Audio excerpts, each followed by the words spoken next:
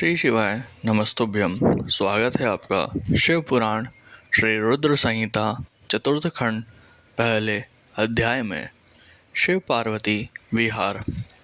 जिनका मन वंदना करने से प्रसन्न होता है, जो प्रेम प्रिय हैं और जो प्रेम प्रदान करने वाले हैं, जो पूर्णानंद हैं और अपने भक्तों की इच्छा को सदा पूरा करने वाले हैं, जो ऐश्वर्य संपन्न और कल्याणकारी हैं, जो साक्षात सत्य के स्वामी हैं, सत्य प्रिय और सत्य के दाता हैं, ब्रह्मा और विष्णु जिनकी सदा स्तुति करते हैं, जो अपनी इच्छा के अनुसार शरीर को धारण करते हैं, उन पर आदरमयी भगवान शिव की मैं चरण वंदना करता हूँ। मुनिश्रेष्ठ नारद जी ने ब्रह्मा जी से पूछा, हे ब्रह्मन, आप समस्त देवताओं और प्राणियों का मंगल करने वाले हैं।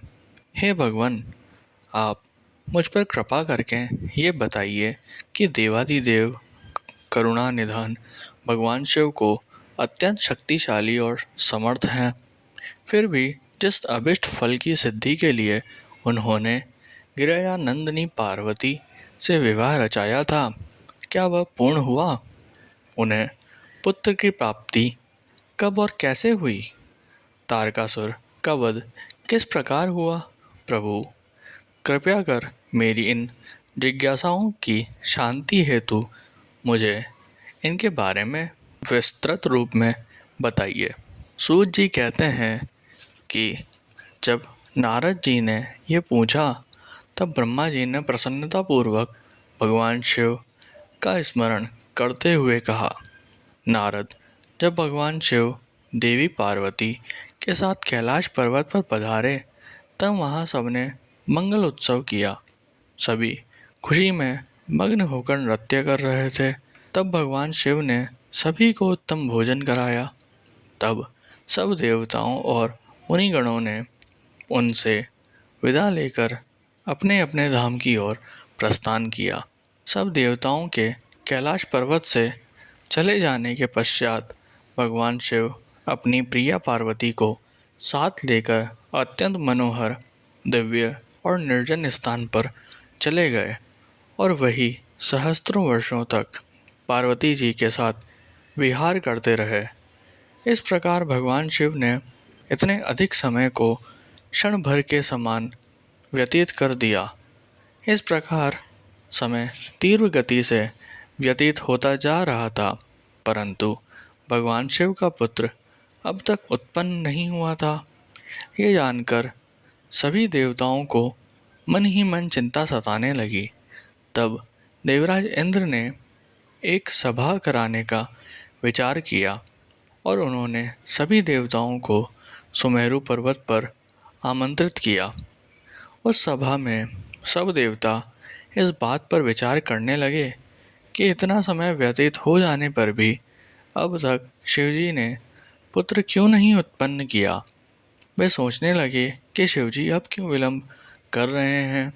उस समय मुझ ब्रह्मा को लेकर सब देवता भगवान श्री हरि विष्णु के पास गए और कहने लगे कि हे हरे, भगवान शिव हजारों वर्षों से रति क्रीड़ा कर रहे हैं। उनका पार्वती जी के साथ विहार अब भी जारी है, परंतु अब तक किसी शुभ समाचार की प्राप्ति नहीं हुई है। तब भगवान श्री हरि विष्णु मुस्कुराए और बोले, हे देवताओं, आप इस विषय में इतनी चिंता मत कीजिए। शिवजी स्वयं अपनी इच्छा अनुसार इस स्थिति से विरक्त हो जाएंगे। वैसे ही हमारे शास्त्रों में इस बात का उल्लेख है कि जो व्यक्ति स्त्री पुरुष का वियोग करता है, उसे हर जन्म में इस वियोग को स्वयं भी भोगना पड़ता है। अतः अभी कुछ भी नहीं करना चाहिए। कुछ समय और व्यतीत हो जाने दो। अभी हमें सिर्फ प्रतीक्षा करनी होगी। कुछ देर सोचने के पश्चात श्री हरि ने पुनः कहा, 1000 वर्ष बीत जाने पर आप सब लोग शिवजी के पास जाना तथा कोई युक्ति लगाकर ऐसा उपाय करना कि उनका शक्तिपात किसी भी प्रकार से हो जाए। उसी शक्ति से हमें उनके पुत्र की प्राप्ति हो सकती है। परंतु इस समय आप सब देवता अपने अपने धाम को चले जाएं। भगवान शिव को अपनी पत्नी पार्वती के साथ आनंद पूर्वक विहार करने दें। सब देवताओं को समझाकर श्री हरि बैकुंठ धाम को चले गए। श्री हरि के चले जाने के उपरांत सब देवताओं ने अपनी चिंता त्याग दी और प्रसन्नता पूर्वक अपने अपने धाम चले गए। समय अपनी गति से बीतता गया, परंतु शिवजी का पुत्र नहीं हुआ। तारकासुर का भय और आतंक का साया दिन पर दिन और बढ़ने लगा। देवताओं सहित ऋषि मुनियों और साधारण मनुष्यों का जीवन उसने दूभर कर दिया था। तारकासुर के डर से पृथ्वी कांप उठी। तब श्री विष्णु जी ने सब दाताओं को बुलाया और भगवान शिव के पास चलने के लिए कहा। तब सब देवताओं को साथ लेकर भगवान श्री हरि और मैं भगवान शिव से भेंट करने के लिए कैलाश पर्वत पर पहुँचे। परंतु भगवान शिव कैलाश पर्वत पर नहीं थे। उनके गणों से जब हमने महादेव जी के विषय में पूछा तो उन्होंने बताया कि भगवान शिव माता पार्वती के पास उनके मंदिर में गए हैं।